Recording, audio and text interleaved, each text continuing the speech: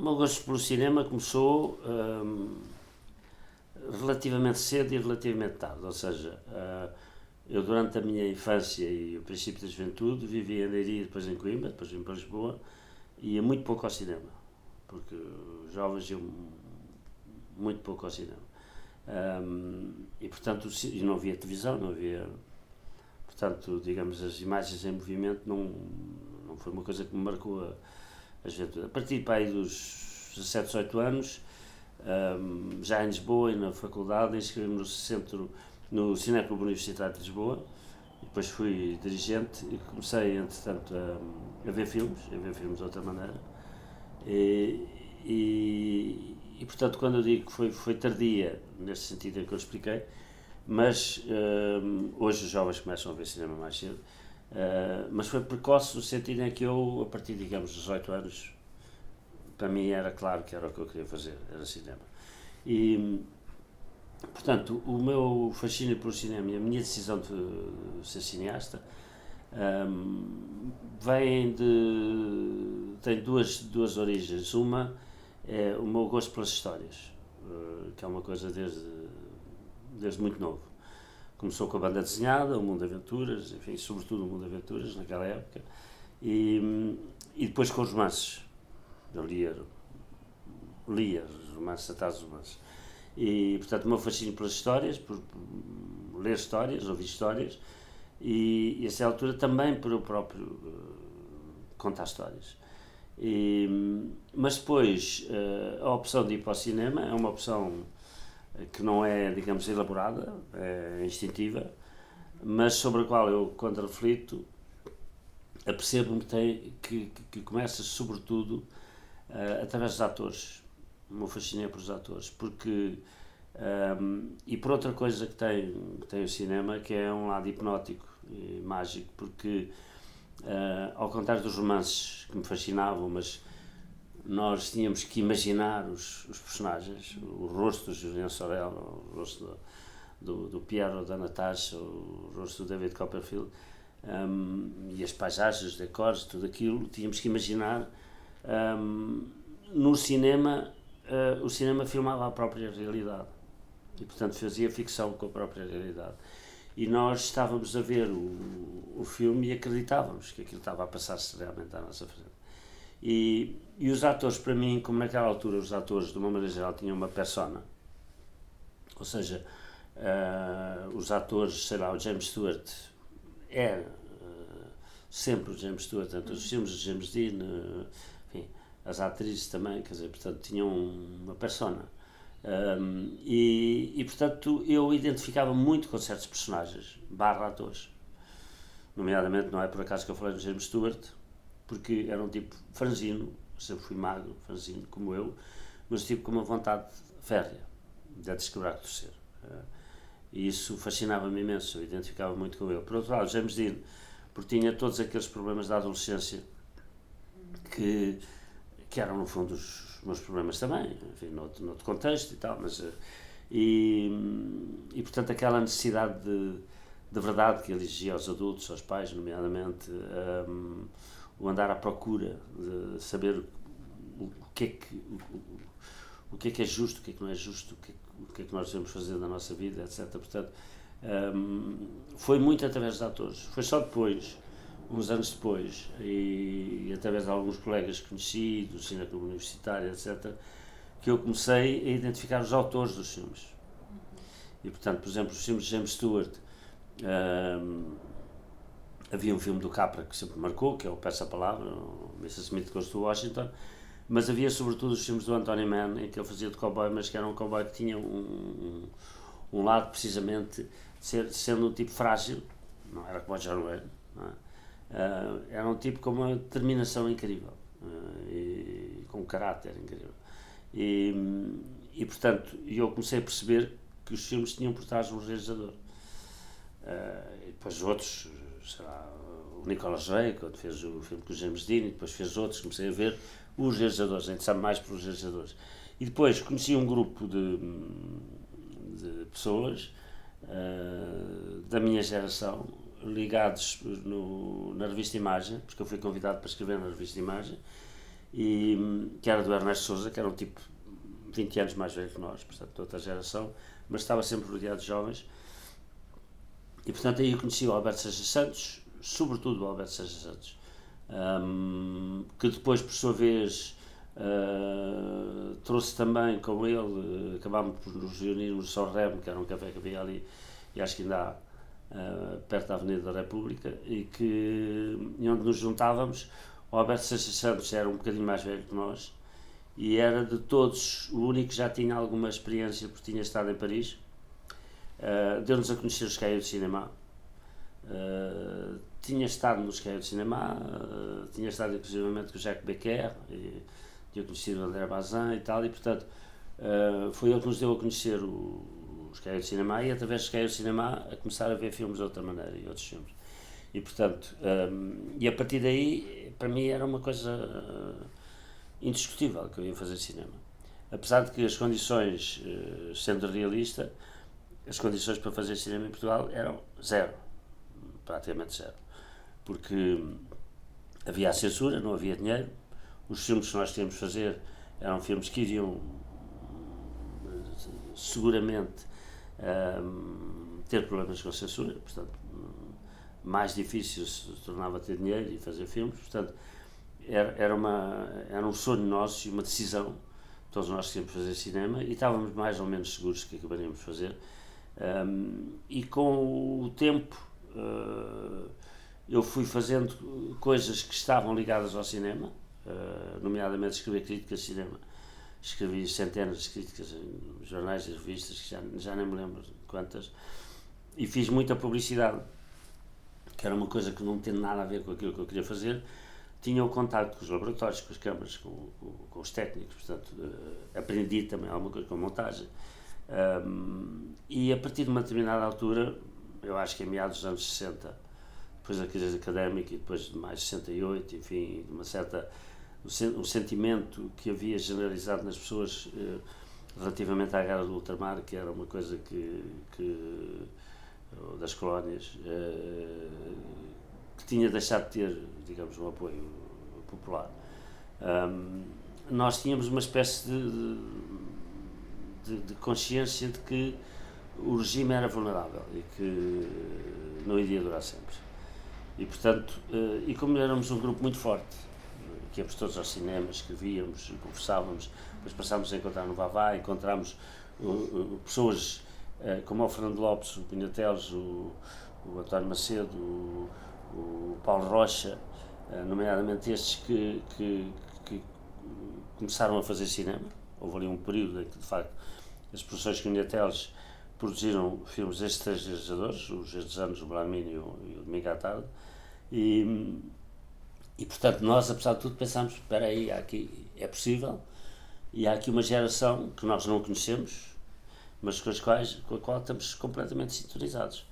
E portanto rapidamente os conhecemos todos, passámos a reunir-nos, transferimos-nos para o Vavá, no café que há ali na Avenida Roma, na Praça dos Estados Unidos,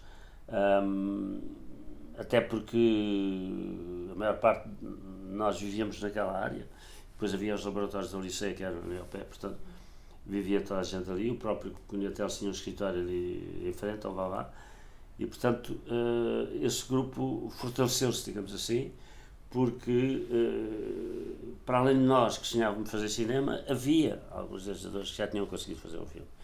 E portanto para nós tornou-se evidente, mesmo que no nosso subconsciente, que mais tarde ou mais cedo iríamos fazer cinema. Portanto, eu próprio estive em Paris com uma bolsa nos anos 60, 61, 62, 63, 2 anos e meio, e cheguei a pôr a hipótese de ficar por lá. Mas era difícil, porque eu era casado, tinha um filho, depois tive uma filha em 66, tornava-se mais difícil, mas por outro lado nós tínhamos a noção de que mais tarde ou mais cedo o regime ia cair, e portanto e era um grupo tão fantástico, de pessoas tão fantásticas, cada uma delas, que de facto, apesar do horror que era o salazarismo e o quetanismo, digamos, o regime, a ditadura, havia uma solidariedade e uma energia incrível em todos nós. E tudo, sobretudo, eram tudo pessoas extraordinárias. Quer dizer, o Paulo Rocha era um tipo fora de sério, o Fernando Lopes, o próprio Macedo, o José Qui Costa, o António da Cunha Teles, o Seixas Santos, o Carlos Saboga, o João César Monteiro, cada um à sua maneira. Eram personagens, para já, de uma grande cultura, de uma grande inventividade, quer dizer, criatismo, uma grande paixão. E era um grupo muito caloroso, porque nós tínhamos um inimigo comum, não é? E portanto isso dava-nos, digamos, um sentimento de grupo e de coesão. Mais tarde, quando digamos, depois do 25 de Abril, e com as diferentes opções políticas de cada um, etc., e diferenças estéticas, o grupo dispersou-se e criaram-se mini-grupos e até alguma agressividade nos setores contra outros, etc. Mas isso é normal.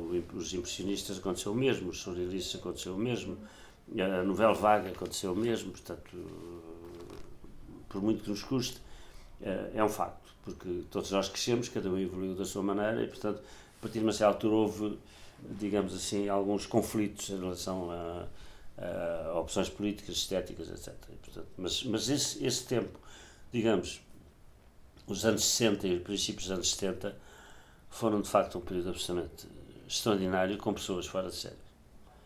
Gostava que me falasse um bocadinho da experiência que teve com a sua bolsa em Paris, que entrou para frequentar o curso de Filmologia, na Universidade de Sorbonne, que regressou a Portugal 2 anos mais tarde. E qual a experiência que teve em Paris? O que é que acha que trouxe de lá? Não, é assim, Paris era o nosso sonho, não só porque era lá que havia os Cahiers de Cinema, nós identificávamos muito com uma nova visão da história do cinema, sobretudo o Truffaut, mas aquele grupo chamados Jovens Turcos, e portanto Paris. Depois, no final dos anos 50, princípios dos anos 60, esses críticos transformaram-se em realizadores, portanto surgiu a Nouvelle Vague, filmes que a gente tinha dificuldade em ver cá, mas sonhava com eles, e portanto era também uma geração com a qual nós nos identificávamos, não só pelas posições críticas, mas também porque tinham conseguido emergir, digamos, numa cinematografia fechada, completamente fechada e convencional e académica, e filmar de outra maneira e com outros temas, outros atores, outras histórias, outra maneira de filmar. E portanto, Paris, por outro lado, ainda era nessa altura a capital da cultura. Era onde havia os grandes escritores, os últimos grandes escritores, o Sartre, o Camus, o Malraux, enfim, alguma pintura, o cinema, portanto, não só algum cinema que vinha atrás, como o Bresson, o Jacques Becker, o Jean Renoir, enfim, mas também os novos, né? Godard, Truffaut, René, por aí fora, e portanto para nós, por exemplo, nós tínhamos uma formação na escola, era o francês a segunda língua, portanto nós líamos tudo em francês, mesmo os livros, traduções do americano, etc., líamos em francês, aquilo que chegava cá, e portanto francês, a França era um fascínio. E quando a Gulbenkian pela primeira vez abriu as bolsas de cinema, as bolsas para cinema, porque antes disso não havia, portanto isto é em 61, talvez 60, 61. Sim, 61, 63. Eu concorro, é o Alberto Seixas Santos que me chama a atenção, e ele também concorre. E ele é que me chamou a atenção, não só para isso, como para outra coisa. Ele disse, o que a gente quer é ir para Paris ver cinema, ir para a Cinemateca, ficar fechado na Cinemateca, durante o dia ver os filmes novos que saem, que são cortados cá ou retalhados pela censura, e por outro lado, a partir das 6 da tarde, fechado na Cinemateca para ver os clássicos. E, portanto, é o que a gente queria. Não é? Simplesmente, se nós fomos pedir uma bolsa à Gulbenkian, queremos ir para Paris ver cinema, era difícil. Então eu descobri, e também não queríamos ir para o IDEC, que era a escola de cinema. Porquê? Porque o IDEC eram 8 horas fechados a ensinar-nos como é que se filma e tal. E havia aquele mito da Nouvelle Vague que o Chabrol tinha resumido numa frase, dizia a técnica de cinema aprende-se em 5 horas. E portanto, E eu estava de acordo com isso, no sentido em que para fazer cinema é preciso, para escrever é preciso para já ter uma vocação, uma paixão, um talento, um dom, um apetite, mas por outro lado é sobretudo preciso saber muito bem o que é que se quer. Porque depois a técnica, sendo uma coisa muito importante no cinema, não é, por exemplo, na literatura, é uma coisa que a gente aluga. Eu contrato um diretor de fotografia. Eu posso não saber fotografar, mas sei o que é da fotografia. O som é a mesma coisa, a montagem é a mesma coisa. Portanto, o script é a mesma coisa. Posso contratar um argumentista para trabalhar comigo, mas o filme é meu. E, portanto, o que era importante era a gente ver os clássicos e aprender com eles. E portanto, mas tínhamos a consciência que se nós dissessemos isso à Fundação Gulbenkian, que dificilmente nos daria. Portanto, pedimos para ir à Sorbonne e para, fora do curso, vermos filmes.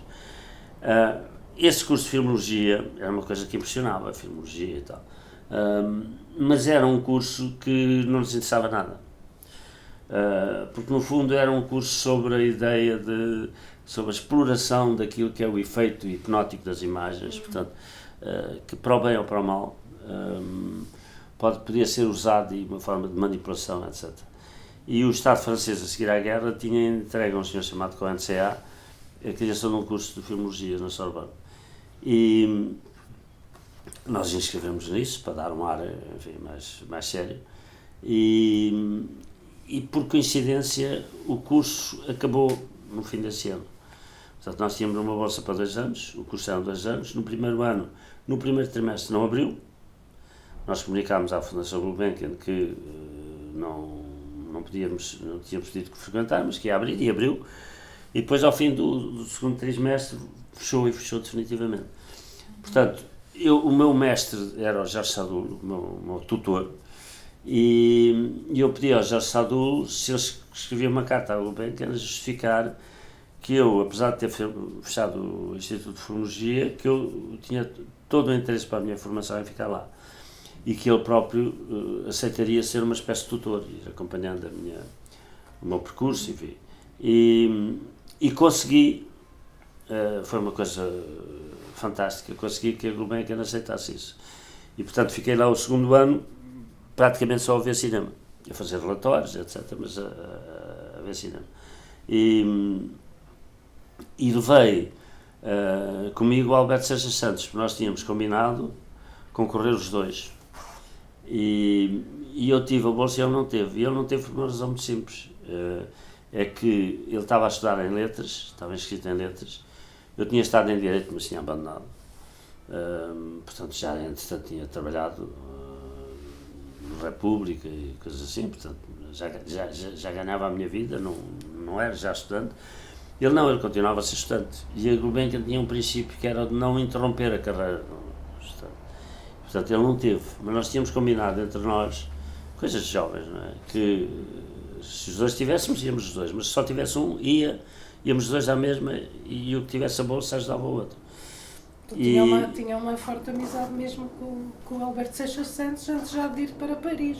Sim, o Sr. Remo foi ele o grande mentor deste grupo, no princípio.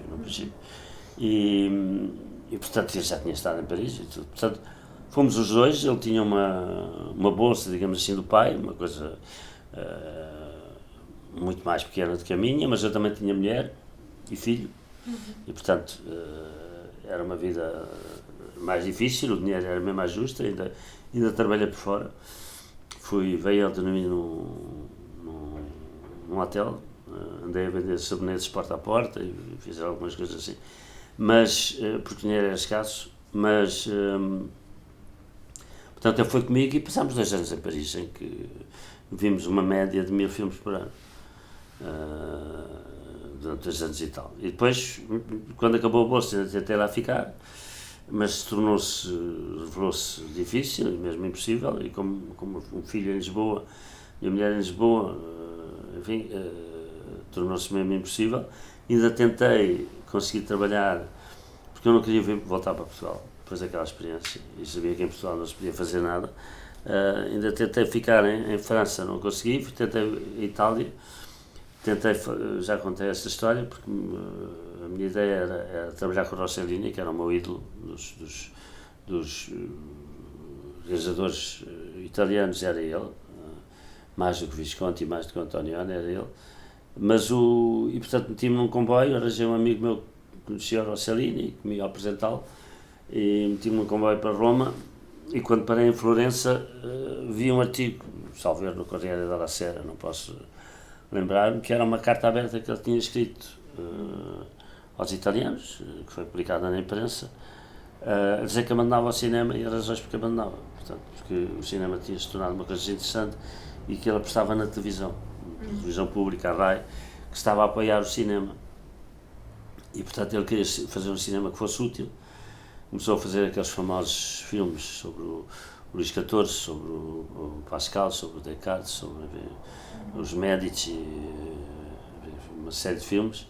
E portanto, eu cheguei a Roma e o Rossellini tinha abandonado o cinema, portanto, não ia de certeza precisar de um assistente, ia converter-se à televisão, mas não era isso que eu queria ir ao cinema. Ainda tentei o Antonioni, troquei correspondência com ele, mas ele disse-me que não precisava e que, muito simpaticamente, dava-me bons conselhos, dizia que também não lhe parecia uma coisa útil, porque se eu queria ser um cineasta, tinha a minha própria visão, e trabalhar com ele, cada cineasta tem a sua própria visão, portanto não era, enfim, arranjou uma desculpa, a verdade é que eu não consegui, e voltei para Portugal, mas a experiência em Paris foi uma coisa extraordinária, até porque era a liberdade, nós podíamos comprar os livros que queríamos, e ver os filmes que queríamos, ir à Cinemateca, ir aos museus, dali viajar para outros sítios, estávamos no centro da Europa, digamos, civilizada e livre naquela altura, e portanto foi uma experiência fundamental na minha vida. Acha que em relação à Nouvelle Vague e o cinema novo português, qual destes dois movimentos acha que foi mais radical que o corte do velho cinema? Quer dizer, foram ambos radicais, com uma diferença, é que em França havia cinema, em Portugal não havia. Ainda se faziam os filmes, foi a chamada geração dos assistentes, porque a primeira geração é dos homens que vêm, alguns vêm mesmo do mudo, mas conhecido, o Salazar toma o poder no ano em que o cinema passa a sonoro. E portanto aqueles grandes cineastas que tiveram convictamente ou por oportunismo ou porque não tinham outro remédio que se adaptar ao regime, o Bruno do Canto, o António Lopes Ribeiro, depois mais tarde o Artur Duarte, enfim, o Cottinelli até me fez só um filme, mas havia Milton de Barros, e portanto esses cineastas, na altura em que nós fazemos, digamos, lançamos um movimento do cinema novo, já tinham praticamente acabado e os filmes estavam a ser feitos por aquilo que chamou a geração dos assistentes, que eram os assistentes que tinham se tornado realizadores, porque era assim que as pessoas aprendiam cinema, sendo assistentes.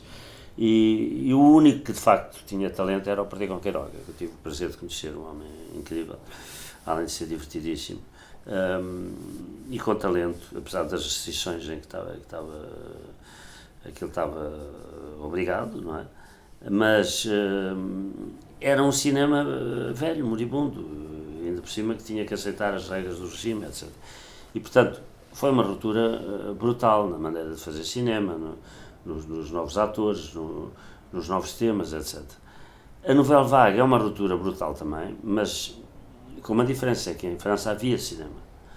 E, portanto, de certa maneira, eles entraram em ruptura, mas, por outro lado, aproveitaram o facto de haver cinema e haver o hábito de ir ao cinema. E, portanto, tiveram algum sucesso, porque começaram a fazer filmes para um público que já não se identificava com aquilo, sobretudo o público daquela geração, não é? Criaram um novo leque de atores, como aconteceu nos Estados Unidos também, a seguir à guerra, em que para contar novas histórias, falar da nova geração, era preciso contar atores jovens, porque não havia. E, portanto, o Belmondo, Brigitte Bardot, Alain Delon, o Ronet, Jeanne Moreau, etc. E, portanto, é uma ruptura fortíssima até na maneira de filmar, sobretudo o Godard, até mais de qualquer outro.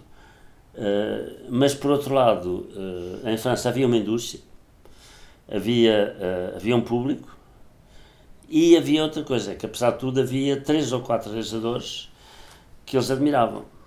O Renoir, o Becker, o Bresson, enfim, estou-me a esquecer de algum, mas havia de facto o próprio Marcos Ophuls, sendo francês, filmava em Paris, em França, portanto, eles cortaram com o que eles chamavam o cinema de papá, que era um cinema convencional, muito de estúdio, muito teatral, etc. Mas havia, apesar de tudo, alguns cineastas mais velhos que eles adotaram e que eles respeitavam. Portanto,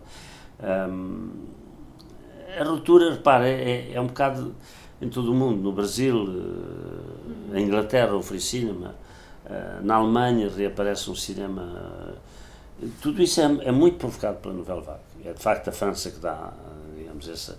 Em Itália já havia um cinema, mas há uma nova geração, Pasolini, Zolini, Bertolucci, etc.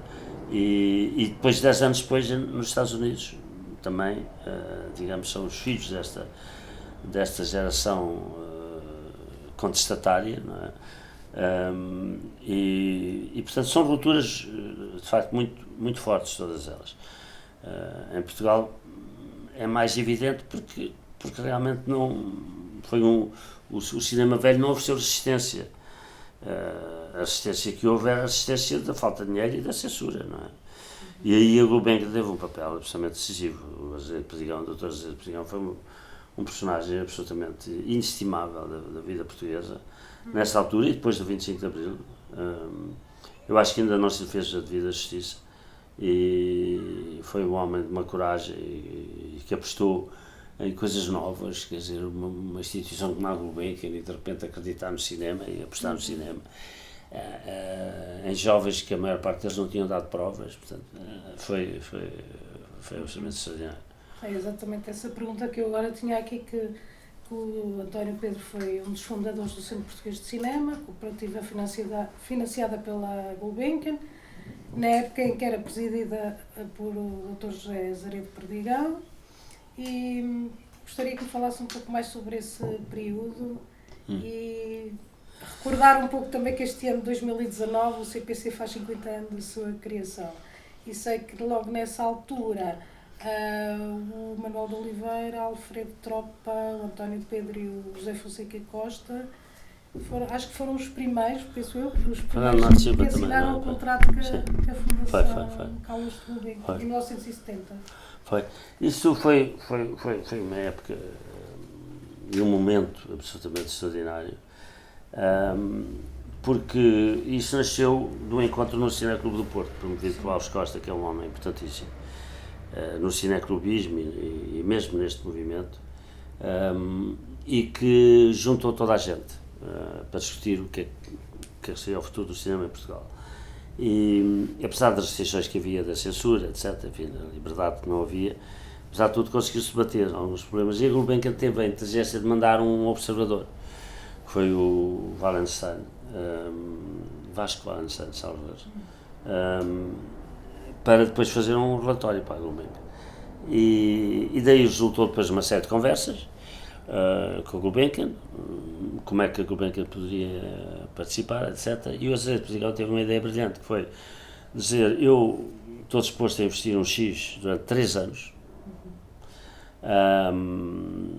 a fundo perdido, quer dizer, não peço retorno, mas isto para vocês é uma oportunidade de provarem que têm capacidade de fazer filmes e que têm capacidade de chegar ao público e, portanto, inclusivamente, depois, não digo dispensarem a Gulbenkian, mas pelo menos conseguirem fazer algumas receitas e, portanto, o dinheiro ser reciclado e, portanto, a intervenção da Gulbenkian, a partir daqui dos 3 anos, faremos o balanço e logo veremos como é que...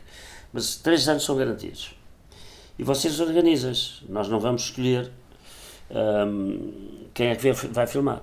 Não vamos dar dinheiro a este ou aquele. Vocês são 16 ou 17 ou 18, o que forem, juntas, nós estamos dispostos a dar X e vejam como é que se podem organizar. E nós decidimos formar uma cooperativa, Centro Português de Cinema, sem fins lucrativos, e depois o problema era como é que nos vamos organizar, quem é que vai filmar. este ano, para o ano e no outro ano. E então, das nossas conversas surgiu uma ideia que eu acho brilhante, nem sei de onde é que surgiu, mas que é brilhante. Mas a necessidade aguçou o engenho e, portanto, nós estávamos todos juntos no mesmo objetivo. E repare, era um grupo que, apesar de ser um grupo geracional, o grupo do Vavá não tinha nada a ver, por exemplo, com o Fonseca Costa, com o António Macedo, com alguns realizadores que fizeram parte do Centro Português de Cinema. Mas havia a necessidade de estarmos juntos, porque era a única maneira da Gulbenkian não queria entrar em guerrilhas. Portanto, tomem lá e agora decidam. E depois digam-nos, enfim, então, temos de saber em que é que empregam o dinheiro. Mas, então, houve alguém que, se calhar foram várias pessoas, das discussões que surgiu. O que é que surgiu? Nós devíamos o dinheiro, teoricamente, por todos os membros. E dava, salvo erro, 200 contos a cada um. Portanto, eram 16, já não me lembro quanto eram, mas eram provavelmente 3.000 contos por ano, vamos supor, e portanto dava 200 contos a cada um tinha 200 contos. E portanto, como eram 3 anos, nós criámos grupos de 3 pessoas, livremente formados, por afinidades. O meu grupo era eu, o Paulo Rocha e o Seixas Santos, por exemplo. Tínhamos afinidades. E depois houve outros grupos. O grupo de Fonseca e Costa era o Artur Ramos e mais não sei quem, o Manuel de Oliveira, o Espanhol, já não me lembro. Pronto, havia, salvo erro, 5 grupos, portanto fizemos 5 filmes, não é? 5 grupos, e depois nós decidimos assim, portanto, eu tinha direito a 200. Mais os 200 do... Vamos supor, eu estou a dizer, se calhar não eram 200, mas é para se perceber como é que o esquema foi montado. Vamos supor, eu tinha 200, o Roberto Seixas Santos tinha 200 e o Paulo Rocha tinha 200. Nesse ano, esses 600 eram todos para mim para eu fazer um filme. No ano seguinte iam todos para o Paulo Rocha para eu fazer um filme. No terceiro ano iam todos para os 600 para eu fazer um filme. Isso foi uma ideia absolutamente brilhante e que só foi possível porque, de facto, havia uma necessidade de estarmos unidos e pragmática, não é? E uma oportunidade única. E, portanto, cada um era responsável pela produção dos seus próprios filmes. É evidente que o grupo tinha uma certa responsabilidade. Éramos todos muito inexperientes, uns mais que outros, mas muito inexperientes. E, sobretudo, como juntávamos a função de realizador com a de produtor, quer dizer, até desde a falência do Cunhateles até ao aparecimento do Paulo Branco, que sou eu que, nos anos 80, meados dos anos 80, trago para o cinema, como produtor, até aí os filmes eram feitos, eram os realizadores que geriam o dinheiro e geriam a produção. Portanto, com todos os benefícios que isso tem, de liberdade, mas por outro lado os filmes paravam, faliam, enfim, e portanto houve alguns problemas, uns filmes mais que outros. Os meus, por exemplo, não tinha experiência nenhuma de produzir, apesar de ter alguma sensatez na gestão do dinheiro. O filme a certa altura teve problemas de filmagem, de atores, de som, etc. E portanto, a certa altura faltou dinheiro. Tenho a ideia que todos nós acabámos por pedir à Gulbenkian um pequeno apoio suplementar, enfim, e depois acabámos por arranjar todas as maneiras de acabar os filmes.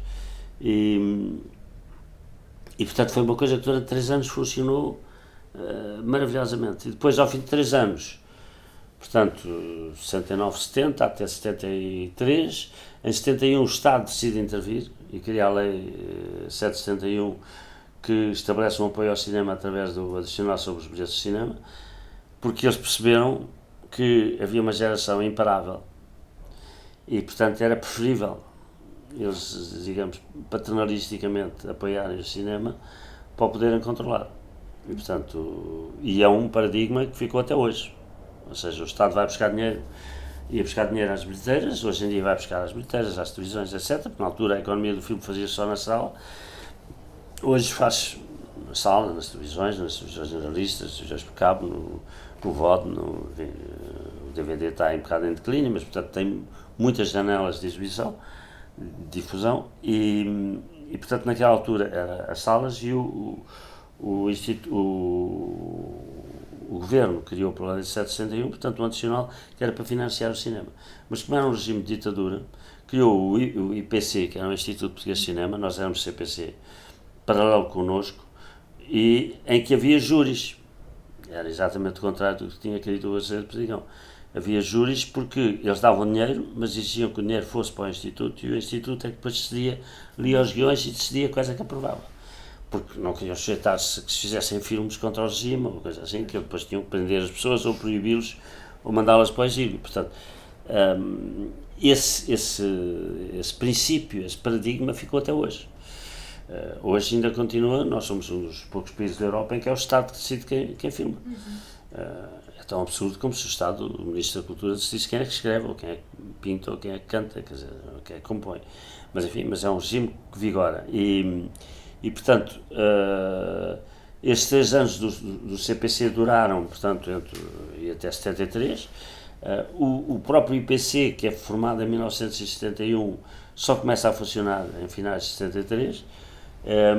E portanto a primeira decisão dos filmes que se vão fazer é 73, 74, depois há a Revolução e portanto o IPC fascista nunca realmente funcionou, não sabe o que é que iria ser, porque a relação entre nós e o apoio do Estado era seguramente complicada. Aliás, houve alguns filmes que se fizeram e que foram cortados para a censura, o Mar Amado, os Grandes Costumes, e que depois acabaram por ser exibidos porque caiu o regime, portanto, mas de facto os filmes não iam ser autorizados a ser exibidos, e foram filmes produzidos pelo Centro Português de Cinema. Portanto, se fossem através do IPC nunca haveria dinheiro para os fazer, não é?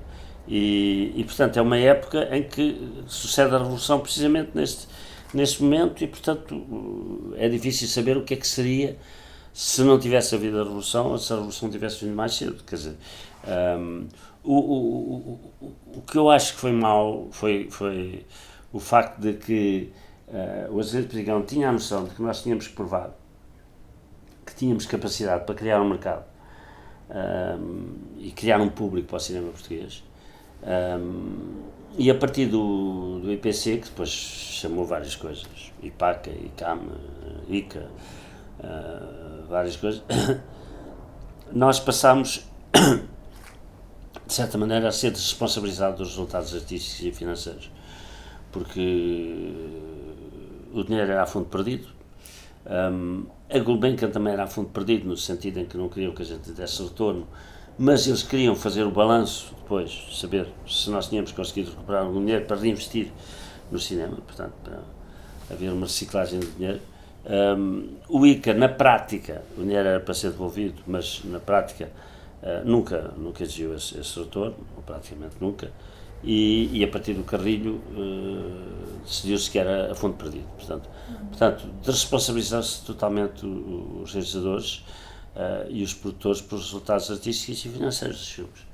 É evidente que os produtores tinham que tentar manter os filmes dentro do orçamento, mas não faliam, alguns faliram, mas não tinham necessariamente que fazer dinheiro com os filmes. Portanto, o dinheiro com que viviam os produtores e realizadores era dinheiro que eles iam buscar ao orçamento. Portanto, estava lá uma rubrica, X para o produtor, X para o realizador, e pronto. E portanto, não se formaram produtores a sério. Produtores enquanto indivíduos têm a iniciativa de ser os intérpretes entre o público e os artistas, não é? E que têm capacidade de risco e